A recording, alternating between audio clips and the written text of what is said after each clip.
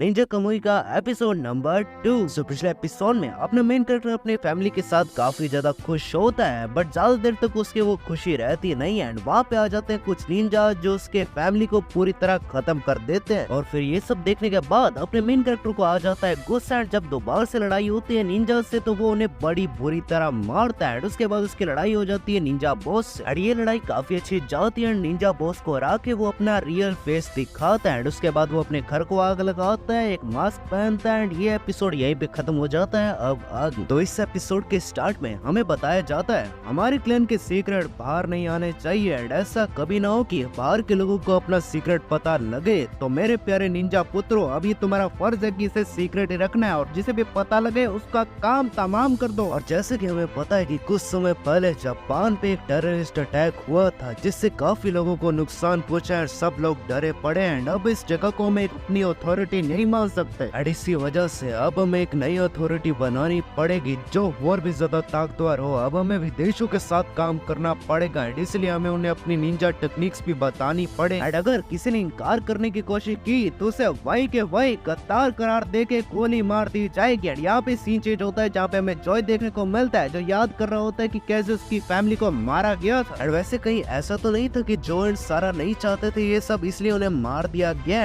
तभी जो जाग जाता है जिसके सामने हमें वो बॉस देखने को मिलता है जिसे उसने उल्टा लटका के पकड़ा होता है। वो उठने की कोशिश करता है, गिर जाता है। तभी पीछे से एक आवाज आती है और वो बंदा होता है डॉक्टर। एंड वो कहता है ईगा तुम यहाँ पे कैसे? मुझे तो लगा था तुम अब तक मर गए होगे। मुझे तो लगा था मैं खुद जब मर जाऊंगा तब तुमसे मिलूंगा। अरे यार इन भाई सबको समझाओ कि वो अपना मेन कैरेक्टर है, वो इतनी जल्दी नहीं मरेगा। हालांकि अगर वो आयरन लाइट जैसा निकला तो वो अलग बात है, वो भी आखिरी एपिसोड में गए। फिर उसके बाद डॉक्टर जो को ले जाता है इलाज करने के लिए। एंड वहाँ पे डॉक्टर कहता है कि मुझे सुन के काफी बुरा लगा कि अब तुम्हारे बीवी बच्चा नहीं रहे। एंड वो कहते हैं कि आखिर ये हुआ कैसे? फिर उसके बाद जोए कहता है कि तुम्हें वो वाली चीज याद है जिससे लगा कि हम अपना चेहरा बदल सकते हैं? मैं बता रहा हूँ उससे ज्यादा वाहियात प्रोडक्ट मैंने अपनी जिंदगी में नहीं देखा। उन लोगों ने हमें पहचान लिया और हमें मारने को आ गए।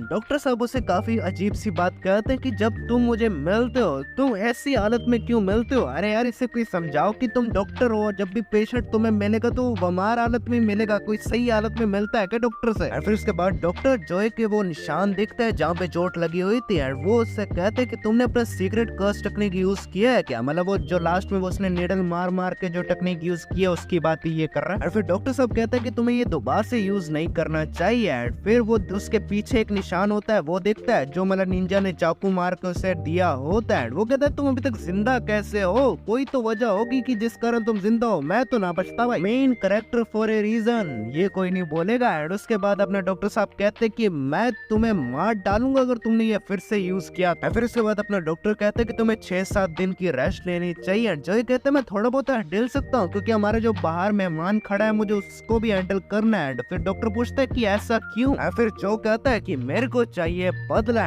फिर रात का सीन आ जाता है जहाँ पे उसे पट्टियां लगी होती है। साथ में वो माइक हैरिसन का कार्ड देख रहा होता है, शायद उसे फोन करने के फराद पे होगा। फिर उसके बाद हम जॉय को बॉस के साथ देखते हैं जो उसे चाकू पे चाकू मारे जा रहा होता है। बॉस कहता है कि तुम जितना मार लो मैं अपना मुंह नहीं खोलूंगा, आखिर मैं निंजा। जॉय कहता है कि मैं किस खेत की मूली हूँ, मैं भी तो निंजा ही हूँ। फिर उसके बाद जॉय उसे मारता रहता है, फिर सुबह भी मारता है, रात को भी मारता है, अगले दिन भी मारता है, अगले दिन की रात को भी मारता है। ऐसे 3-4 दिन तक मारता रहता है। बट सामने वाले को घंटा फर्क पड़ता है, वो तो जुबान खोलेगा नहीं। साथ में उसकी बीवी का मजाक भी उड़ाता है। उसका बच्चा डरपोक है, उसकी बीवी हिम्मत वाली थी, बट कैसे मारा मैंने उसे? उससे कैसे मारा मैंने, मुझे तो मजा ही आ गया। वहाँ पे जो कहता है बहुत मजा आ रहा है ना तुमको, अब उसकी शक्ल अपने दिमाग में छाप लो। जब तुम जाओगे ना मर के ऊपर तब तुम्हें वही याद आएगा, तुम तड़प तड़प के मरोगे वहाँ पे। और फिर उसके बाद अपना मेन कैरेक्टर उस पर थोड़ा सा तेल छिड़कता है। वहाँ पे एक माचिस लाता है, थोड़ा बहुत उसे भाषण देता है। फिर माचिस उस पे लगा के उसे पूरी तरह जला देता है। भाई वहीं पे पूरा जल गया जो काफी कूल लगता है। फिर उसके बाद सीन बदलता है जहाँ पे माइक एंड उसका बॉस बातचीत कर रहे होते हैं। उसका बॉस कहता है कि तुम अब इस इन्वेस्टिगेशन में नहीं पड़ोगे, वैसे भी इसमें काफी खतरा है। मैं नहीं चाहता कि तुम्हारा रिटायरमेंट आने से पहले तुम्हारा काम वहीं पे खत्म हो जाए। और वैसे ये बात तो सही है क्योंकि निंजाओं के बीच में ये पुलिस वाले कहाँ तक ही टिकेंगे। और उसके बाद माइक कहता है कि मुझे तो तुम रोक लोगे बट एमा को कैसे रोकोगे? उसने भी तो ये सब देखा है, उसने ये सब फील किया है, उसका क्या? और बॉस कहता है तुम उसी से जाके क्यों नहीं पूछ लेते, उसने तो मुझे ऐसा कुछ नहीं बताया। माइक कहता है वर्दा है। माइक उसके पास जाके पूछता है कि क्या चक्कर है। एमा कहती है मुझे तो अभी हादसा आ रहा है क्योंकि ये लोग वैसे भी ये सब चीजों को दबा के रखना चाहते हैं। फिर इसके बाद एमा माइक को कहती है कि ये देखो जो भी परिवार काफी बुरी तरह मरा है ना, वो सारी नकली आईडी यूज कर रहे थे। एंड वो तो हमें पता ही है कि मेन कैरेक्टर का सारा परिवार नकली शक्ल भी यूज कर रहा था और नकली नाम। एंड बाय द वे मैं बता दूं कि अपने मेन कैरेक्टर का नाम जो नहीं है, अपने मेन कैरेक्टर का नाम है हिगान। ये डॉक्टर ने भी बोला था एंड मैं भी बता देता हूँ, तो कंफ्यूज मत होना। एंड साथ में माइक को ये भी पता लगता है कि जो पिछले सारे केसेस थे उनका भी कोई भी ट्रैक रिकॉर्ड नहीं था, इनका भी कोई ट्रैक रिकॉर्ड नहीं है। फिर इसके बाद हमें हिगान देखने को मिलता है जो उठते सारी निकल जाता अपनी बाइक पे। वो काफी सारी अलग अलग जगह पे जाता है, मतलब सुबह से रात, रात से दिन, काफी अलग अलग जगह बदलता रहता है। एंड में जाके एक बार हमें देखने को मिलता है, वहाँ पे आ जाते हैं बदतमीज पुलिस वाले जो ऐसे छेड़खानी करते रहते हैं किसी के साथ। एंड वो बार वाले बंदे से पैसा हड़प रहे होते हैं, मतलब काफी गंदे बंदे हैं यार। वहाँ पे साइड पे हिगान भी बैठा होता है। पुलिस वाले उससे पूछते कि बार जो बाइक है वो कहीं तुम्हारी है क्या? आजकल वैसे काफी चोरियां हो रही है, चलो अपना लाइसेंस दिखाओ। है अपना हिगान उन्हें पूरा इग्नोर कर देता है, बट जैसे पुलिस वालों से पकड़ने लगता है भाई अब कतई पीटता है पुलिस वालों को। भाई साहब ऐसे लड़केबाज पुलिस वालों के साथ ऐसे ही होना चाहिए। एंड उसके बाद हिगान पे दूसरा पुलिस वाला भी हमला करता है। अपना हिगान उसे एक मुक्का मारता है, मतलब मुक्का मारता भी नहीं है, थोड़ा सा ऐसे हिला के साइड में कर लेता है एंड वो उधर में उड़ जाता है। फिर हिगान बाहर आ जाता है जहाँ पे उसे पुलिस वाली गाड़ी दिखती है। उसे देख के उसको माइक की याद आ जाती है। वही दूसरी तरफ हमें माइक भी देखने को मिलता है जो एमा को देख रहा होता है वीआर यूज करते हुए। एमा कहती है वीआर आजकल काफी कमाल की टेक्नोलॉजी हो गई है, सबसे ज्यादा तो ओजा वालों की। और फिर अचानक से माइक को एक फोन आता है एंड वो हिगान का ही होता है। हिगान कहता है कि मुझे तुमसे बात करनी है। तभी माइक कहता है जल्दी से ट्रेस करो एंड वो फोन तोड़ के वहीं पे फेंक देता है। तभी फिर दोबारा से कॉल करता है। वो कहता है अरे मजाक नहीं है, सच में बात करनी है, तुम जगह भी चुन लो। और फिर माइक कहता है मैं जगह चुनूं, चलो तुम एक चाइनीज रेस्टोरेंट पे आ जाना है। तभी एमा दोबारा से ट्रेस करने की कोशिश करती है बट वो फिर से फोन तोड़ देता है। भाई साहब कितने फोन है इसके पास यार। फिर उसके बाद हिगान सिटी में आ जाता है जहाँ पे एक ही बंदा छाया होता है, वो होता है ओजा का लीडर, मतलब ओजा कंपनी जिसने बनाई है। वैसे ये शक्ल से ये बंदा काफी खास नहीं लग रहा, मतलब नॉर्मली ऐसे वैसे लगते हैं बट ये थोड़ा बंदा बढ़िया लग रहा है। वैसे भी पूरी सीरीज में ओजा का काफी बड़ा नाम है, तो शायद आगे जाके कोई ना कोई सिस्टम होगा। एंड वैसे भी टेक्नोलॉजी वाला बंदा है, टेक्नोलॉजी से आजकल बंदा क्या नहीं कर सकता। फिर उसके बाद हिगान छत पर चढ़ के देखता है कि माइक कोई और बंदे तो नहीं लेके आया। एंड वहीं पे मैं माइक रेस्टोरेंट के अंदर बैठा हुआ दिखता है। वो उस बंदे को कह रहा होता है, मतलब जो उसका मालिक होता है कि तुम जा सकते हो। एंड वो बंदा कहता है मैं क्यों जाऊं,